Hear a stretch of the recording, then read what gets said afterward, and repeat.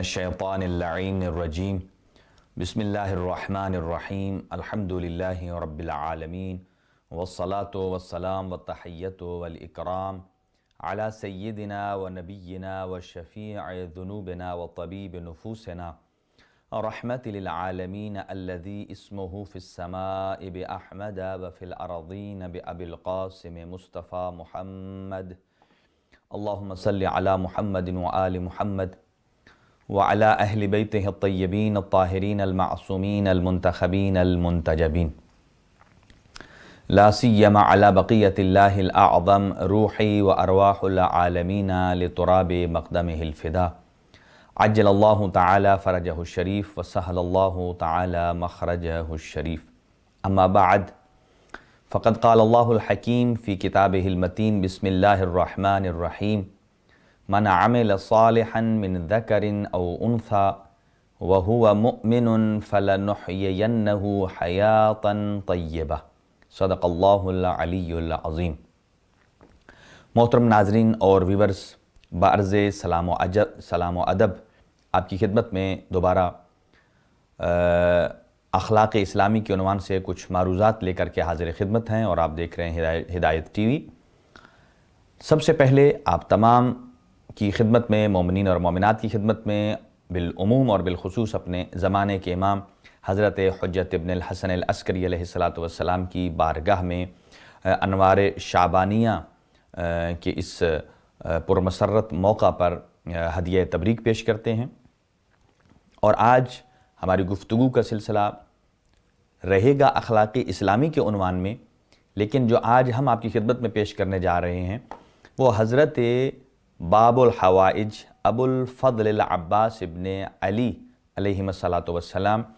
کی حیات طیبہ اور آپ کی شخصیت، آپ کی سیرت اور آپ کی وفا سے متعلق ہم کچھ معروضات گوش گزار کرنا چاہتے ہیں، اور اس کے ساتھ ایک دوسرا حصہ وہ حضرت علی الاکبر علیہ السلام کی شخصیت میں، اور تیسرا حصہ اگر ہمارے پاس وقت میں گنجائش ہوئی تو ہم امام سجاد علیہ السلام کے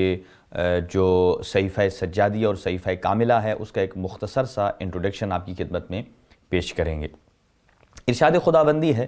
من عمل صالحا من ذکر او انثی،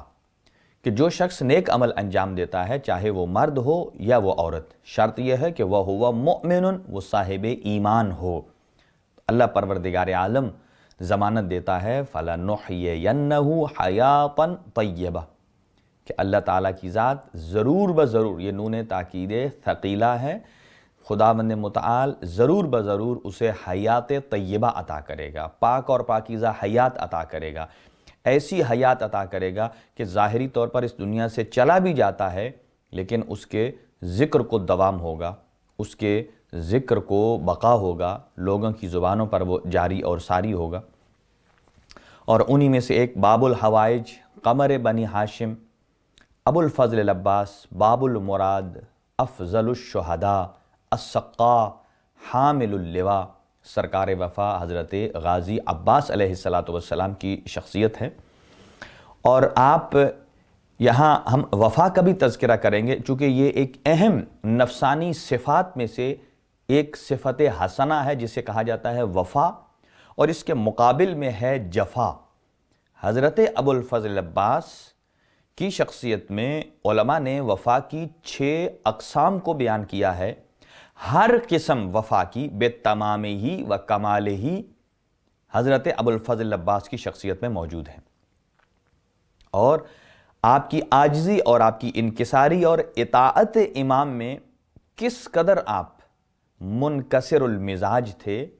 اور امام کی اطاعت کو اپنے اوپر کس قدر لازم قرار دیتے تھے اور مطیع تھے، کبھی بھی شہزادوں کو اپنے برابر نہیں سمجھتے تھے اور ان کو اپنا امام سمجھتے تھے، خود کو مطیع اور فرما بردار سمجھتے تھے، اور اس کا ثبوت بھی دیا۔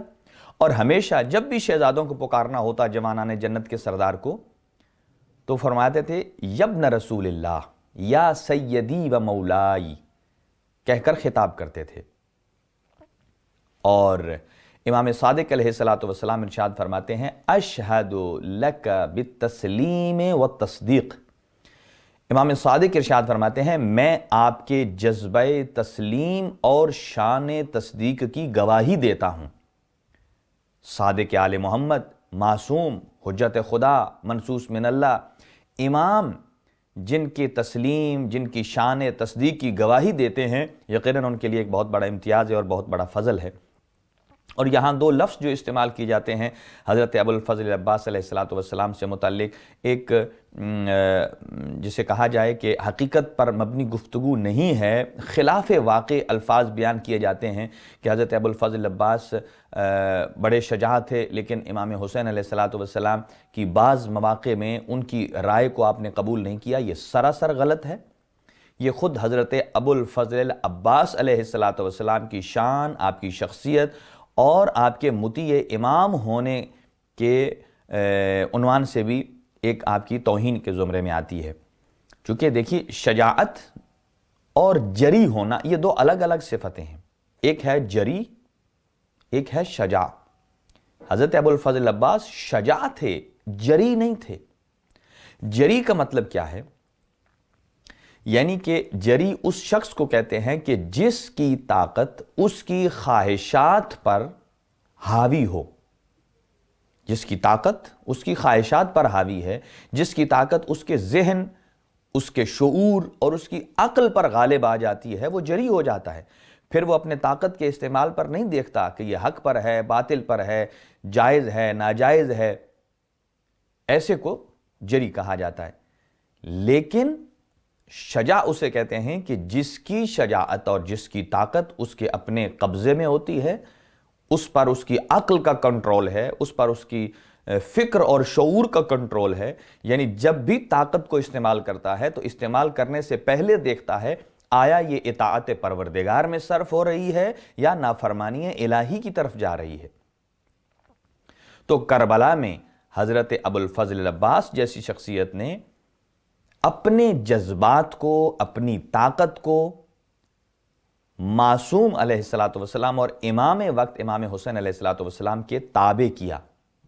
اور پھر کبھی ایسا بھی نہیں ہوا، بعض اوقات ایسا ہوتا ہے کہ انسان کسی کی بات کو مان لیتا ہے لیکن مزاج سے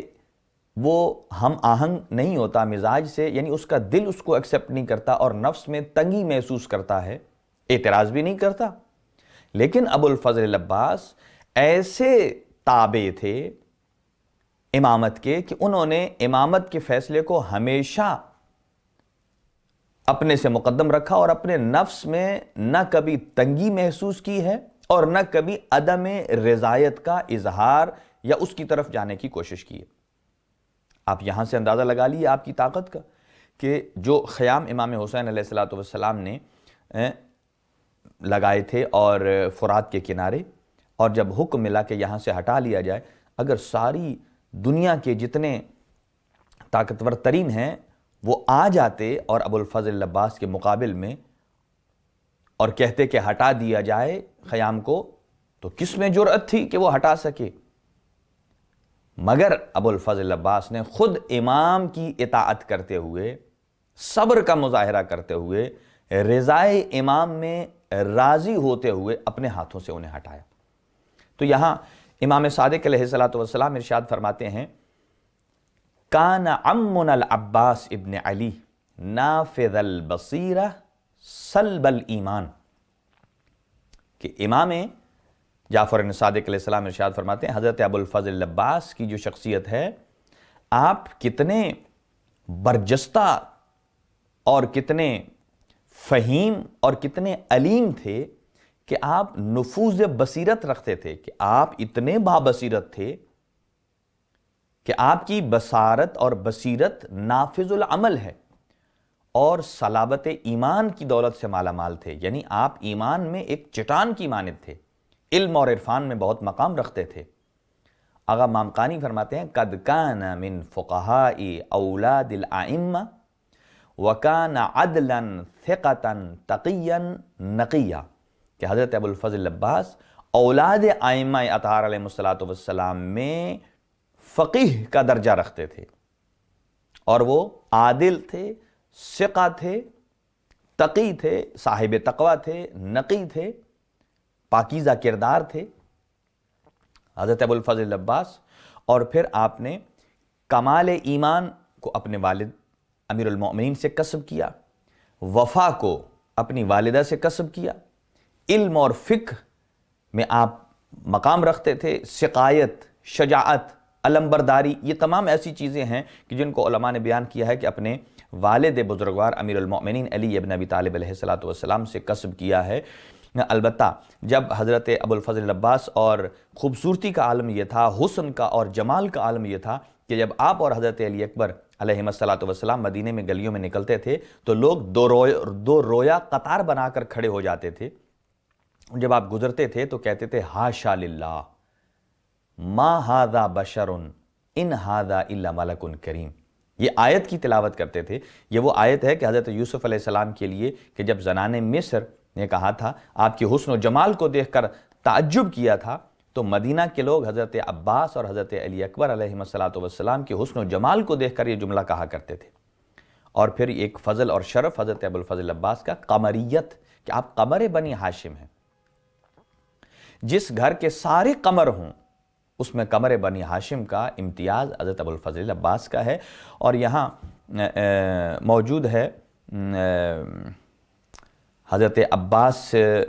ابن علی نام سے ایک کتاب ہے کہ حضرت ہاشم کے والد حضرت عبد مناف انہیں قمر بطحا کہا جاتا تھا۔ حضرت عبداللہ رسول خدا صلی اللہ علیہ وآلہ وسلم کے والد گرامی قمر حرم کہا جاتا تھا۔ رسول خدا صلی اللہ علیہ وآلہ وسلم کو آپ حدیثی کے سامنے پڑھتے ہیں کَأَنَّهُ الْقَمَرْ فِي لَيْلَةِ تَمَامِهِ وَكَمَالِهِ، چاند کی مثل ہیں جیسے 14ویں کا چاند ہوتا ہے۔ اور حضرت امیر المؤمنین کو قرآن کی یہ آیت بتاتی ہے وَالشَّمْسِ وَضُحَاهَا وَالْقَمَرِ إِذَا تَلَاهَا، اس کا مصداق امیر المؤمنین ہیں۔ اور امام حسین علیہ السلام بھی جب نو کے نیزہ پر آپ کا سر سوار تھا اور جب بازار شام سے گزرے تو ایک خاتون نے کہا تھا کہ رأس قمری زہری، یہ کیسا سر ہے کہ جو 14ویں کے چاند کی طرح چمک رہا ہے۔ اور حضرت قاسم ابن حسن علیہ السلام سے متعلق ہے کہ جب آپ کا سر وہاں سے گزرا تو کسی نے کہا کفلقت القمر، چاند کی طرح یہ چمک رہا ہے۔ تو ہر ایک الگ الگ قمر کا مقام رکھتا ہے۔ قمریت اس خاندان کا شرف ہے، لیکن شرف یہ کہ پورے بنی ہاشم کا جسے قمر کہا گیا ہے، قمر بنی ہاشم، وہ امتیاز صرف حضرت ابو الفضل عباس کو حاصل ہے۔ آئیے شہید ثانی زین الدین علیہ الرحمہ نے یہاں حضرت ابو الفضل عباس کی والدہ سے متعلق، بی بی ام البنین سے متعلق کچھ معروضات ہیں، وہ آپ کی خدمت میں گوش گزار کرتے ہیں تاکہ اس وقت ہمارے معاشرے کے کچھ مسائل ہیں جو اسی سے جڑے ہوئے ہیں، آپ کی خدمت میں عرض کریں گے۔ اور وہ کیا کہ جب بھی کہیں سے رشتے کی پیشکش آتی ہے تو یہاں دو چیزیں سامنے ہوتی ہیں، پہلے ہے استشارہ اور دوسری نوبت ہے استخارہ، کہ آیا کیا ہر چھوٹے سے چھوٹے امر میں استخارہ کرنا چاہیے یا اس سے پہلے استشارہ مشورہ کیا جائے تاکہ استخارے کی نوبت سے پہلے ہی معاملات طے ہو جائیں۔ یہاں عرض کرتے ہیں آپ کی خدمت میں کہ حضرت ابو الفضل عباس کی والدہ ام البنین سے متعلق امیر المؤمنین نے ارشاد فرمایا اپنے بھائی عقیل سے کہ آپ جائیے اور ایک ایسے شجاع اور بہادر خاندان کو تلاش کیجئے کہ جہاں سے میں ازدواج کروں، خداوند متعال مجھے ایک شجاع اور دلیر بیٹا عطا فرمائے جو کربلا میں میرے حسین ابن علی پر قربان ہو جائے۔ تو خود جناب ام البنین سے متعلق شہید ثانی فرماتے ہیں کانت ام البنین، حضرت ام البنین کانت ام البنین من النساء الفاضلات العارفات بحق اہل بیت علیہ السلام، کہ جناب ام البنین ایسی خواتین میں سے ہیں کہ جو بڑی ہی فاضل ہیں، بڑی ہی عارف ہیں، جو اہل بیت اطہار علیہ السلام کے حق کی معرفت رکھتی ہیں، مخلصتاً فی ولائہم، اور ولائے اہل بیت علیہ السلام میں خالص ہیں، وممحضتاً فی مودتہم، اور ان کی مودت میں محض ہیں، ان کی مودت میں خالص ہیں، ان کے دل میں صرف اہل بیت اطہار علیہ السلام کی خالص محبت اور مودت پائی جاتی ہے۔ اور اسی لیے وہ فرماتے ہیں وَلَهَا عِنْدَهُمْ الْجَاهُ الْوَجِيهُ وَالْمَحَلُّ الرَّفِيعُ، کہ اہل بیت اطہار علیہ السلام کے نزدیک بی بی ام البنین کا ایک خاص مقام ہے، ان کا ایک بلند و بالا محل ہے اہل بیت اطہار علیہ السلام کے نزدیک. اور آغا مامقانی تنقیح المقال میں کہتے ہیں کہ فَإِنَّ عَلَاقَتَهَا بِالْحُسَيْنِ علیہ السلام لَيْسَ إِلَّا بِالْإِمَامَةِ،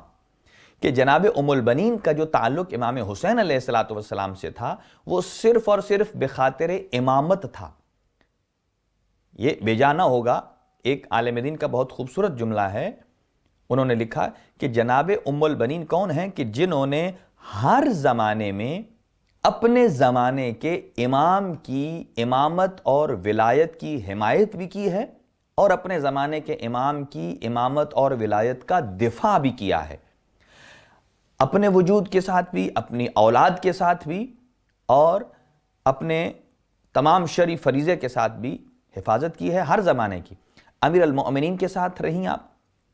امیر المؤمنین کو اپنا امام اور ولی مانا. ان کے بعد امام حسن مجتبی علیہ السلام کے ساتھ بھی زمانہ گزرتا ہے اور آپ امام حسن مجتبی کو اپنا امام اور اپنا اللہ کا ولی مانتی تھی. پھر اس کے بعد امام حسین علیہ السلام، اور پھر اس کے بعد امام زین العابدین علیہ السلام. سب کے ساتھ آپ رہیں. اپنے زمانے کے امام کی معرفت اور اپنے زمانے کے امام کے ساتھ وفاداری کرنا یہ ام البنین نے سکھایا ہے، جو آج کل کی خواتین کے لیے بھی اسوہ ہے کہ ہم اپنی اولاد کو کیسے اپنے زمانے کے امام کی معرفت دلوا سکتے ہیں، اس کی طرف راغب کر سکتے ہیں، اپنے زمانے کے امام کے ساتھ کیسے وفاداری کی راہوں پر چل سکتے ہیں. یہ بی بی ام البنین کی بہترین اسوہ اور سیرت ہے. تو آغا مامقانی فرماتے ہیں کہ نہ اس اعتبار سے کہ جناب ام البنین نے حضرت امام حسین علیہ السلام کی پرورش کی یا امیر المؤمنین کے گھر میں وہ زوجہ علی بن کر آئیں، اس اعتبار سے نہیں. فرماتے ہیں کہ ان کا تعلق صرف اور صرف امامت کے اعتبار سے تھا. اور پھر آغا مامقانی فرماتے ہیں یہاں تک کہ امام حسین علیہ السلام کی سلامتی کی خاطر، یعنی امام حسین آپ یہاں نام بھی لے لیجئے یا یوں کہیے امامت کی حفاظت کی خاطر، امامت اور ولایت کے دفاع اور ان کی حفاظت کی خاطر اپنے 4 بچوں کی موت کو اپنے لیے آسان لیا. یہ ان کے اعلیٰ درجے کا ایمان بتلاتا ہے کہ کس طریقے سے انہوں نے کہا. اور حضرت ابوالفضل عباس سے یہ پیمان لیا، عہد لیا کہ آپ کے ہوتے ہوئے میرے زمانے کے امام اور فرزند زہرا امام حسین ابن علی علیہ السلام پر کسی قسم کی کوئی آنچ نہیں آنی چاہیے. اور یہ وفا کا درس ہے. اور حضرت ام البنین نے اپنے حسن و جمال اور زیبائی کے باوجود اپنی ناموس کو محفوظ کیا، یعنی 20 سال سے زائد کا عرصہ امیر المؤمنین علی ابن ابی طالب علیہ السلام کے بعد زندہ رہتی ہیں. لیکن یہاں مغیرہ بن نوفل کی طرف سے بھی، جو کہ ایک شاعر اور ادیب تھا، آپ کے لیے خواستگاری کا پیغام آیا تو آپ نے سراسر ریفیوز کیا، انکار کیا اور کہا کہ بعد از علی ہم کسی اور گھر میں رہیں یہ ہماری غیرت گوارا نہیں کرتی. اور اس کا اثر صرف آپ پر نہیں 4 اور ازواج پر بھی ہوا. اور اپنے زمانے کی امام کی وفادار، امامت کی معرفت رکھنے والی جناب ام البنین ہیں. اور جس نقطے کی طرف میں آپ کی توجہ دلانا چاہتا ہوں وہ یہ کہ جب امیر المؤمنین، یہاں اکثر ایک سوال ہوتا ہے کہ جب امیر المؤمنین نے اپنے بھائی عقیل سے کہا کہ جائیے کوئی میرے لیے رشتہ تلاش کریے، ایسے خاندان کو تلاش کریں، تو اب یہاں کئی لوگ یہاں یہ سوال مطرح کرتے ہیں، اور وہ یہ کہ کیا امامت کا علم اس معاملے میں امتی کے علم سے ناقص ہے؟ کیا حضرت امیر المؤمنین نہیں جانتے تھے کہ کون سا خاندان ہے، کہاں سے رشتہ طلب کرنا ہے؟ یہ کہہ دیتے کہ فلاں خاندان ہے وہاں جائیے. تو کیوں فرمایا؟ تو یہاں حضرت امیر المؤمنین کا کہنا اس کا مطلب یہ نہیں ہے کہ کوئی امام کے علم میں کوئی کمی آ گئی ہے، نہیں. امام اپنے زمانے کے اعتبار سے سب سے اعلم ہوتے ہیں، سب سے شجاع ترین ہیں، ہر صفت میں بھی امام ہیں لوگوں کے. تو پھر یہ کیوں کہا؟ امیر المؤمنین چاہتے تھے کہ یہ شادی معمول کے مطابق، عرب کے قواعد اور ضوابط اور رسم و رواج کے مطابق ہو، اور تشیع کے لیے بھی یہ ایک اصول بنے کہ آپ کو اگر رشتے کا علم ہو تو وہاں آپ اس کی طرف آپ رجوع کر سکتے ہیں، نمبر ایک بات۔ اور دوسری بات، حضرت امیر المؤمنین یہاں عقیل کو کسی نقطے کی جانب متوجہ کرانا چاہتے ہیں۔ مقصد امامت کیا ہے، کیوں فرمایا؟ اب یہاں ایک اور آیت بھی آتی ہے، اور وہ یہ کہ قرآن مجید فرماتا ہے وَشَاوِرْهُمْ فِي الْأَمْرِ۔ اللہ تعالیٰ رسول اکرم صلی اللہ علیہ وسلم کو ارشاد فرماتا ہے کہ اے رسول آپ لوگوں سے مشورہ کیا کریں۔ اب سوال پیدا ہوتا ہے یہاں مختلف، کیا رسول اکرم صلی اللہ علیہ وسلم کو لوگوں سے مشورہ کرنے کی ضرورت ہے؟ کیا آپ کے علم میں کچھ نقص ہے کہ جس کو آپ مشورے کے ذریعے سے پورا کرنا چاہتے ہیں؟ نہیں، ایسا نہیں ہے، بلکہ اس کے کچھ اور اسرار اور رموز ہیں، ابھی آپ کی خدمت میں عرض کرتا ہوں۔ تو حضرت امیر المؤمنین نے جو حضرت عقیل کو فرمایا کہ جائیے ایک خاندان تلاش کیجئے، وہ گئے اور حضرت حزام بن خالد کے ہاں، اور وہاں رشتے کی خواستگاری کی، اور جب وہاں پہنچے حضرت عقیل تھے اور آپ کی خواہر ام ہانیہ تھیں، اور جیسے ہی وہاں پہنچے تو بی بی ام البنین کہتی ہیں کہ جیسے ہی میرے والد نے یہ جملات سنے کہ حضرت امیر المؤمنین کے لیے آپ کی خواستگاری کی گئی ہے بی بی ام البنین کی، تو حضرت حزام بن خالد فرماتے ہیں کہ ہماری بیٹی تو صرف کنیز علی کے لیے سزاوار ہے، نہ یہ کہ وہ حسنین کی ماں کے اعتبار سے سزاوار ہیں۔ دیکھیں ان کا مقام بھی کتنا بلند ہے۔ اور پھر خود حضرت ام البنین جب امیر المؤمنین کے گھر آ جاتی ہیں تو چند دنوں کے بعد فرماتی ہیں کہ یا امیر المؤمنین آپ میرا نام تبدیل فرمائیے۔ ایک دفعہ غمزدہ دیکھا امیر المؤمنین نے کہا آپ غمزدہ کیوں ہیں؟ کہا میرا نام فاطمہ ہے، گھر میں جب بھی مجھے پکارا جاتا ہے یا فاطمہ کا لفظ بلند ہوتا ہے تو حسنین شریفین کے کانوں میں جب یہ لفظ فاطمہ پڑتا ہے تو ان کی توجہ میری طرف آتی ہے، اگرچہ ان کی والدہ فاطمہ الزہرا سیدۃ النساء العالمین ہیں۔ بی بی نے فرمایا میں نہیں چاہتی کہ اس نام سے کہ جو کہ سیدۃ النساء العالمین کی طرف حسنین شریفین کا ذہن متوجہ ہوتا ہے، ان کے ذہن میں ان کی والدہ آئیں اور ان کی نظروں کے سامنے میں فاطمہ آؤں، میں یہ گوارا نہیں کرتی، لہٰذا آپ میرے نام کو تبدیل فرمائیے اور آپ مجھے کوئی اور نام دیجیے۔ آپ نے فرمایا انت ام البنین، آپ ام البنین ہیں۔ کہا ابھی تو میری اولاد نہیں ہے، کہا اللہ تعالیٰ کی ذات آپ کو اولاد عطا کرے گی۔ کس حد تک؟ اور اسی لیے ضروری نہیں ہے بعض مقام پر، چونکہ حضرت امیر المومنین کا کف اور جناب فاطمہ الزہرا سلام اللہ علیہا کا کف، رسول خدا صلی اللہ علیہ وسلم نے ارشاد فرمایا لولا علی لما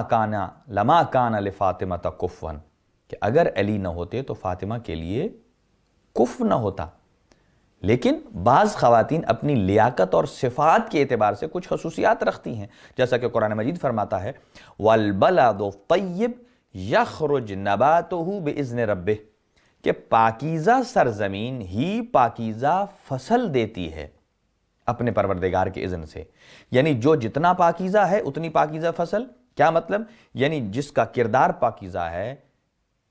جس کی عادات اور اطوار پاکیزہ ہیں، جس کے نفس میں پاکیزگی ہے، یقیناً اس کی اولاد بھی اتنی ہی پاکیزہ ہوگی۔ وَالَّذِي خَبُثَ لَا يَخْرُجُ إِلَّا نَكِدًا، اور جس کے اندر خباثت ہے، جس کے اندر نجاست ہے، تو جو چیز باہر نکلے گی وہ بھی فاسد ہوگی۔ لہٰذا اس میں ایک نقطہ ہے کہ جو ہمارے معاشرے کے لیے رائج ہے کہ جب بھی کہیں خواستگاری کا موقع آئے تو وہاں صرف حسن و جمال یا خوبصورتی کو نہ دیکھا جائے، بلکہ نسب کو بھی، حسب کو بھی، حلم کو بھی دیکھا جائے۔ یہ اخلاقی اوصاف ہیں، بعض اوقات یہی اخلاقی اوصاف ہیں کہ جو اولاد میں وراثتاً منتقل ہوتی ہیں۔ علم کو دیکھا جائے، حلم کو دیکھا جائے، شجاعت کو دیکھا جائے۔ حضرت امیر المومنین نے فرمایا ایسے شجاع خاندان کا انتخاب کیجئے اے عقیل۔ اس کا مطلب یہ ہے کہ اگر والدہ شجاع ہو تو اولاد میں شجاعت منتقل ہوتی ہے،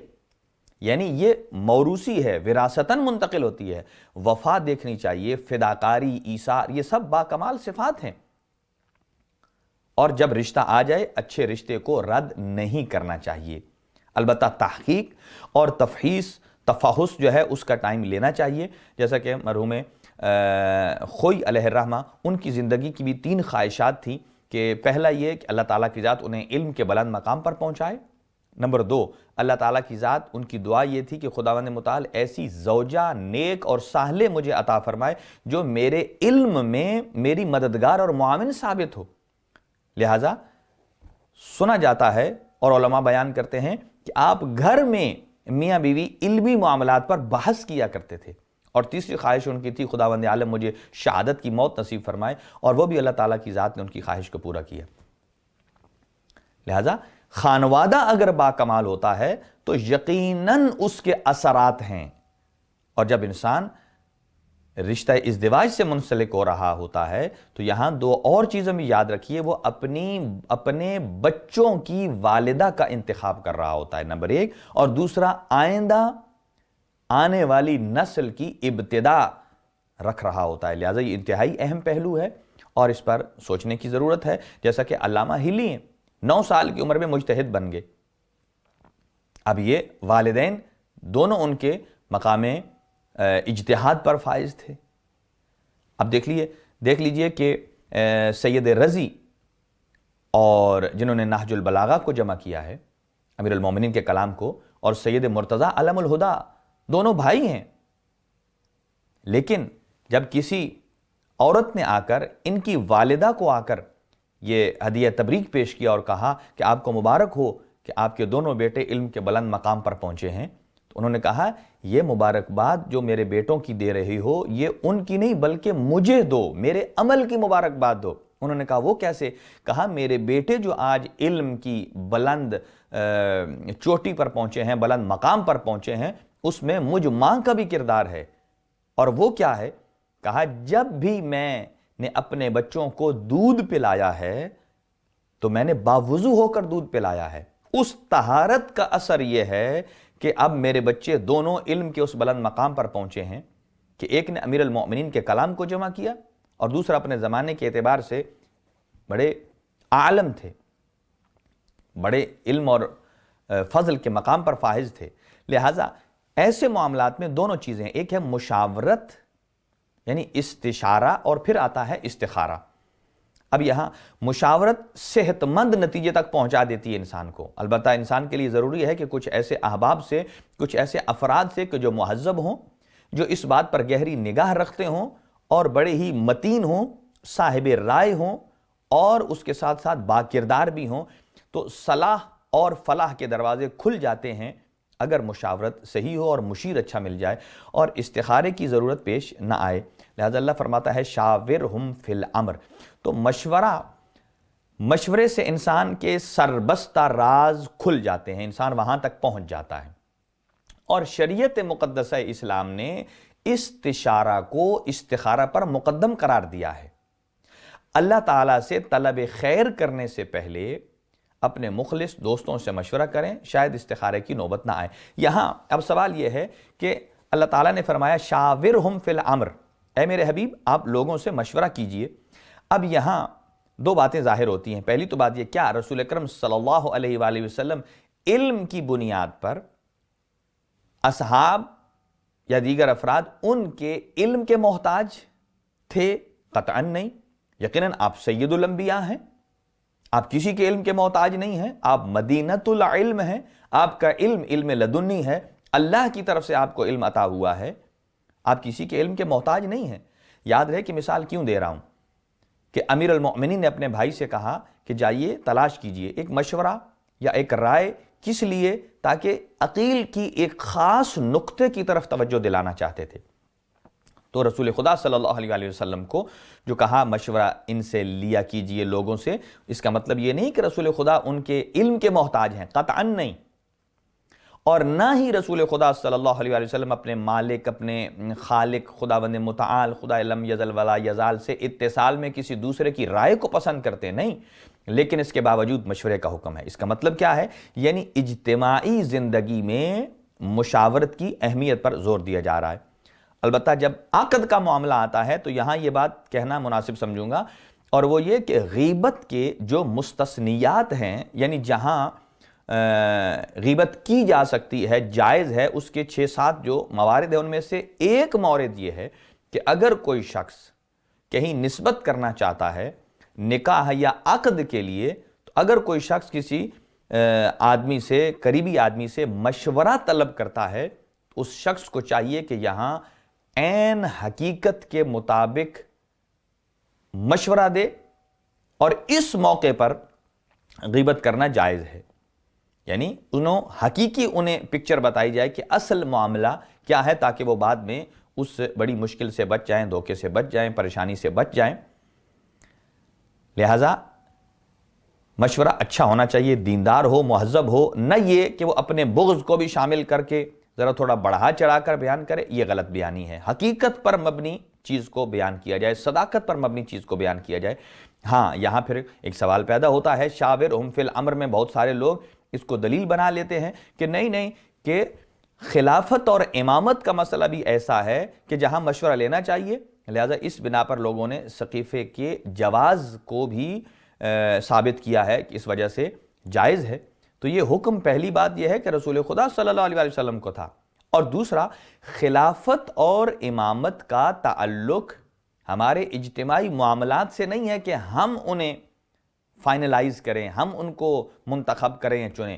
چاہے نبوت ہے، چاہے رسالت ہے، چاہے امامت اور ولایت ہے، یہ ایسے عہدے ہیں کہ یہ عہدہ الہیہ ہیں، اللہ پروردگار عالم کی ذات ان کو منتخب کرتا ہے کہ اللہ اعلم حیث یجعل رسالتہ، کہ اللہ بہتر جانتا ہے کس مقام پر اپنی نبوت کو قرار دے، رسالت کو قرار دے، کس مقام پر اپنی امامت اور خلافت کو قرار دے۔ یہ معاملہ خلافت اور امامت کا، یہ دین کا مسئلہ ہے، یہ مشاورت اس میں ہرگز اس کی کوئی گنجائش نہیں ہے، بلکہ یہ عہدہ الہی ہے، یہ اللہ تعالیٰ کی ذات عطا کرتی ہے۔ تو پس پھر مرکز وحی کو کیوں کہا گیا مشورہ لیجئے لوگوں سے؟ اب اس کے جواب دو سنیے۔ پہلا جواب تو اس کا نقضی جواب ہے، وہ یہ کہ جو اشکال اللہ تعالیٰ کے امتحان اور ابتلا پر وارد ہوتا ہے وہی یہاں بھی ہے، کہ کئی لوگ کہتے ہیں کہ اللہ تعالیٰ امتحان کیوں لیتا ہے لوگوں سے، آزمائش کیوں لیتا ہے؟ اس کے دو ہی سبب ہیں۔ پہلا کہ یا تو اللہ اس لیے امتحان اور آزمائش لے رہا ہے کہ اللہ اس آزمائش کے ذریعے اس شخص کے ارادے کو، استحکام کو، اس کے مقام اور بلندگی کو دیکھنا چاہتا ہے، بلندی کو دیکھنا چاہتا ہے، اس سے وہ پرکھنا چاہتا ہے۔ اس کا مطلب یہ ہے کہ اللہ کو اس آزمائش سے پہلے، امتحان سے پہلے اس بندے کی لیاقت، اس کی صلاحیت اور اس کی فضیلت کا علم نہیں تھا، نمبر ایک۔ نمبر دو کہ اللہ تعالیٰ کی ذات اس امتحان سے پہلے بے خبر تھا، اللہ کو پتہ نہیں تھا، اور امتحان کے ذریعے باخبر ہونا چاہتا ہے۔ بہرحال جو بھی چیز ہو، یعنی پہلا یہ، اور دوسرا کہ اللہ پروردگار عالم کی ذات اگر جانتی ہے کہ اس کی لیاقت اتنی ہے، صلاحیت اتنی ہے، اور اس کے باوجود پھر امتحان لے رہی ہے، تو اس کا مطلب یہ ہے کہ ایک عبث کام ہے، ایک فضول کام ہے، اور اللہ تعالیٰ کی ذات کوئی عبث اور فضول کام کرتی نہیں ہے۔ تو یہاں دو جواب۔ پہلا یہ کہ خداوند متعال جب لوگوں سے آزمائش اور امتحان لیتا ہے، نہ اس بنا پر کہ وہ یہ جاننا چاہتا ہے کہ اس امتحان میں یہ کیسا رہے گا، پاس ہوگا، فیل ہوگا، اس کا مقام اور بلندی اور اس کی جو طاقت اور توانائی ہے وہ کتنی ہے، اس میں قبول ہوتا ہے یا رد ہوتا ہے، قطعاً ایسا نہیں ہے۔ خداوند عالم علیم ہے، وہ اس کائنات کی خلقت سے پہلے ہی جانتا ہے کہ اس شخص نے کیا کرنا ہے اور کیا نہیں کرنا۔ البتہ اللہ کا عالم ہونا کسی شخص کو اس عمل کو کرنے پر مجبور نہیں کرتا ہے، نمبر ایک۔ اور دوسرا، اللہ کبھی عبث اور فضول کام نہیں کرتا۔ تو پھر مقصد کیا ہے؟ مقصد آزمائش کیا ہے؟ تو مقصد آزمائش یہ ہے، نمبر ایک، اللہ پروردگار عالم امتحان کے ذریعے پہلا مقصد یہ ہے کہ اس نقطے کی طرف توجہ دلانا مقصود ہے، نمبر ایک۔ اور دوسرا، جب امتحان لیا جاتا ہے تو بندے کے عمل کی رفتار تیز ہو جاتی ہے، جس کی مثال دیتا ہوں۔ جیسے کہ ہمارے اسٹوڈنٹس ہیں، جتنے بھی علم کی دنیا سے وابستہ ہیں، ایک پورا سال سٹڈی کرتے ہیں، یا سیمسٹر وائز کر لیجئے، سارا سال جب سیمسٹر تیاری کرتے ہیں یا 6 مہینے کا سیمسٹر ہوتا ہے ان کا، تو وہ ہر روز ہر ویک چیپٹر پڑھتے ہیں، لیکن جب ایگزام سر پر آتا ہے، اس کی ڈیٹ شیٹ آ جاتی ہے، اس کے بعد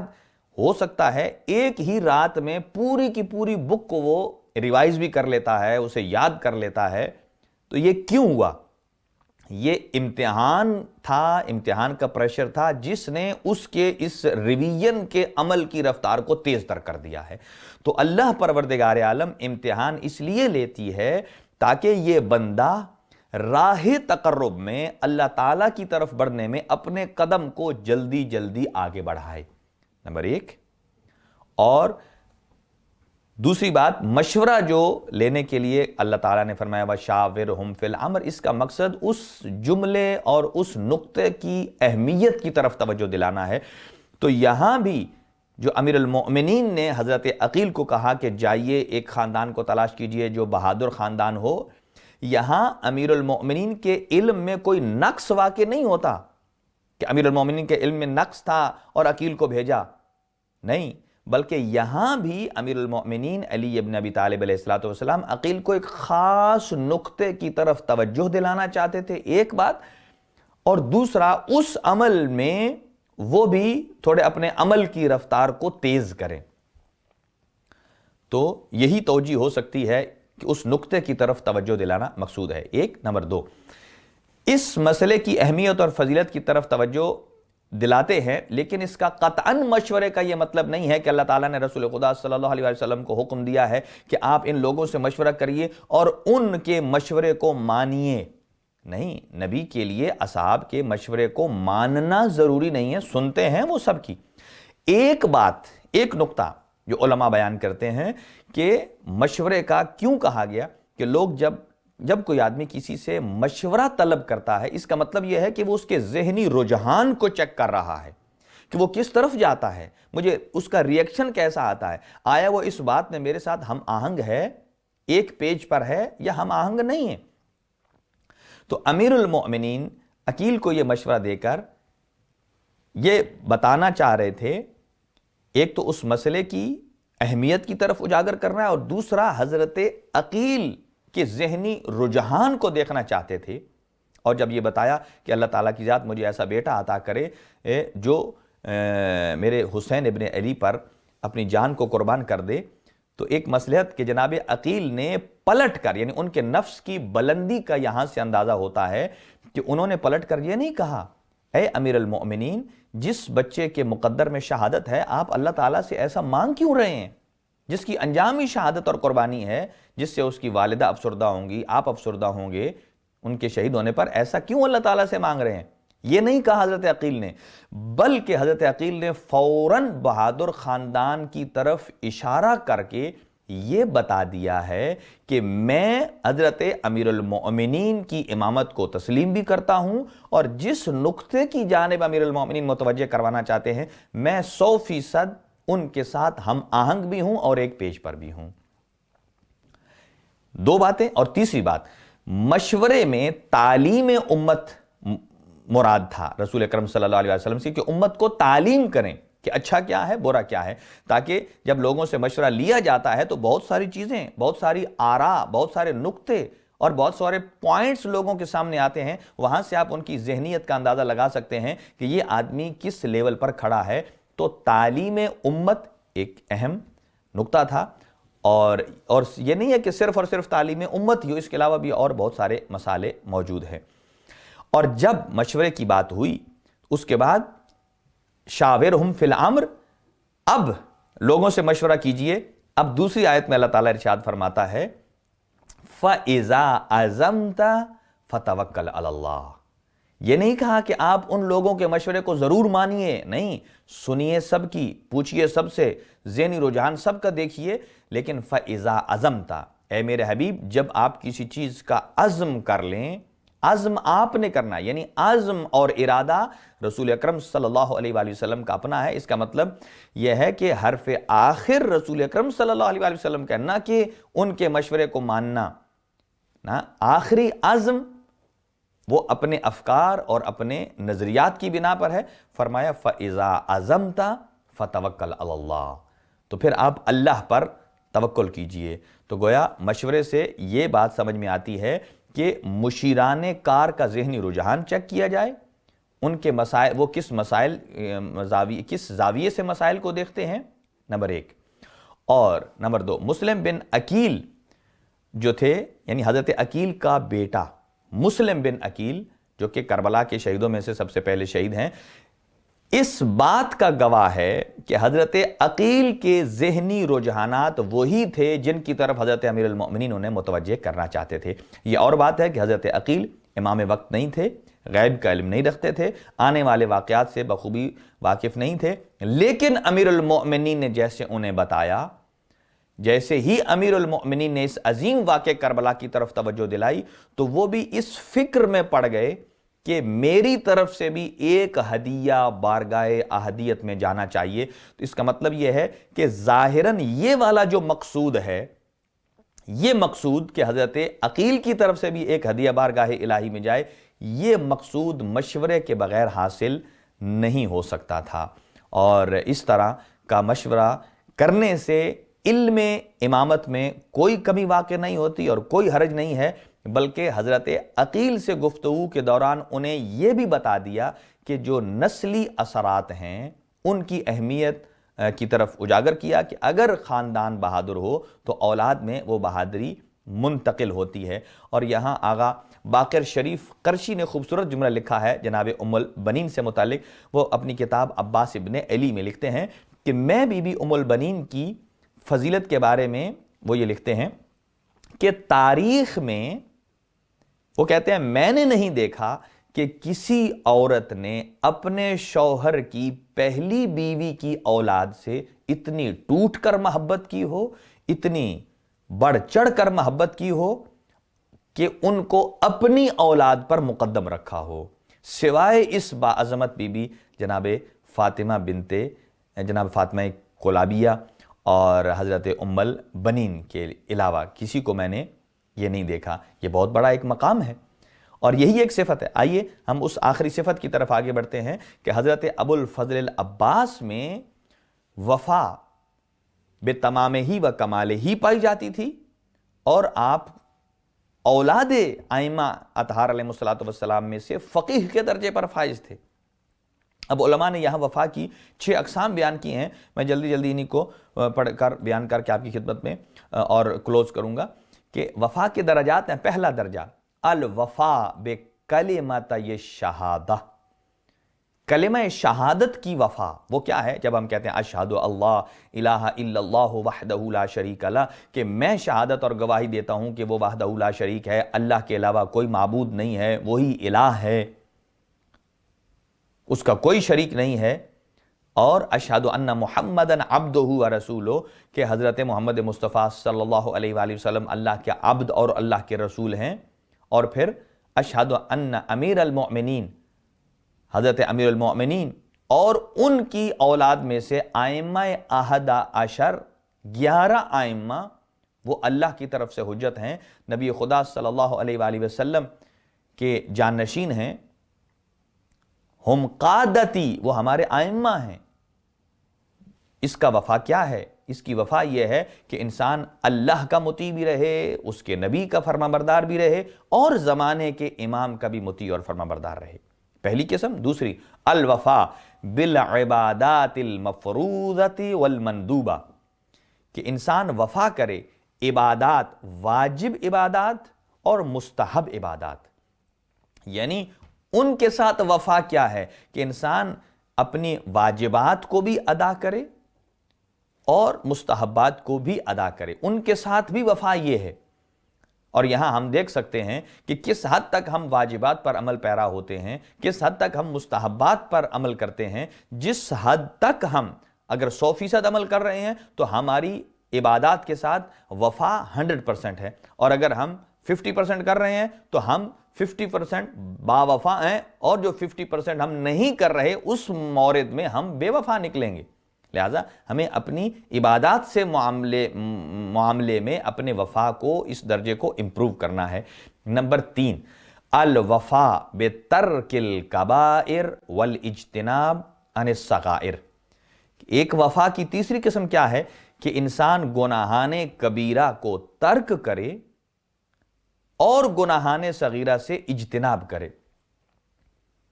اب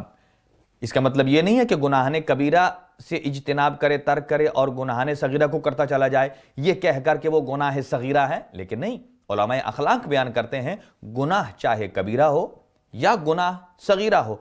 ایک چیز قدر مشترک ہے، اور وہ کیا ہے؟ نافرمانی پروردگار۔ گناہ کبیرہ بھی نافرمانی پروردگار ہے اور گناہ صغیرہ بھی نافرمانی پروردگار ہے۔ البتہ یہ علماء نے کہا ہے کہ یہی گناہ صغیرہ اگر مقررن انجام دیا جائے تو یہ گناہ صغیرہ پھر صغیرہ نہیں رہتا بلکہ یہ کبیرہ بن جاتا ہے۔ کیوں؟ اس لیے کہ جب آپ ایک چھوٹے گناہ کا، چھوٹی نافرمانی کا بار بار تکرار کریں گے تو یہ انسان کو جری کر دیتا ہے، یہ انسان کو بڑی نافرمانی کے لیے آمادہ کر دیتا ہے۔ لہٰذا حرام کا مقدمہ بھی حرام ہے اور واجب کا مقدمہ بھی واجب ہے۔ نمبر 4، الوفاء بالفضائل النفسانیہ والاجتناب عن رذائلہا، کہ چوتھا درجہ وفا کا یہ ہے کہ انسان نفس میں فضائل کو پیدا کرے، اچھی صفات کو پیدا کرے، اپنے زمانے کا امام کا مطیع ہو، فرما بردار ہو، اپنے زمانے کے امام کی معرفت رکھتا ہو، صرف یہ نہیں کہ ان کے نام، القابات، والدین کے نام یاد کر لیے، ڈیٹ آف برتھ اور شہادت یاد کر لی، نہیں، اپنے زمانے کے امام کی معرفت کما حقہ حاصل کرے اور پھر اچھی اچھی صفات کو پیدا کرے، سچ بولے، امانت میں دیانت کرے، اور اگر عہد کرتا ہے تو عہد اور پیمان کو وفا کرے، اور یہ تمام تر چیزیں تو اچھے صفات کو پیدا کرے اور بری صفات کو اپنے آپ سے نکالے، یہ چوتھا درجہ ہے۔ اور پانچواں درجہ الوفاء بعہود الناس ومواثیقہم الموافقۃ للقوانین الشرعیہ،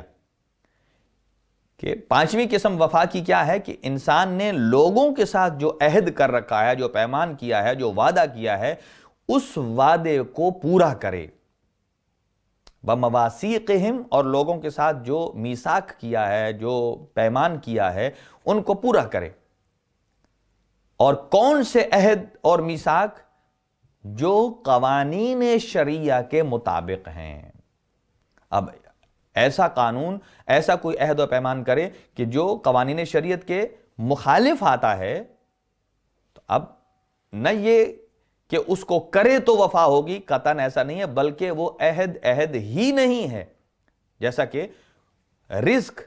کی ڈیفینیشن کیا ہے؟ اگر ایک شخص حرام مال کما رہا ہے تو اس کے حرام مال کو کیا رزق کہا جا سکتا ہے؟ قطعاً نہیں، اس لیے کہ رزق ایک پاکیزہ نام ہے، رزق ایک پاکیزہ آمدن کا نام ہے، رزق ایک پاکیزہ سورس آف انکم کا نام ہے۔ البتہ جو ناجائز ذریعے سے آ رہا ہے اسے آپ مال حرام کہہ سکتے ہیں، ناجائز مال کہہ سکتے ہیں، لیکن آپ اسے رزق نہیں کہہ سکتے۔ اسی طرح عہد بھی وہ عہد، وہ پیمان کہ جو شریعت کے حدود کے اندر رہتا ہو،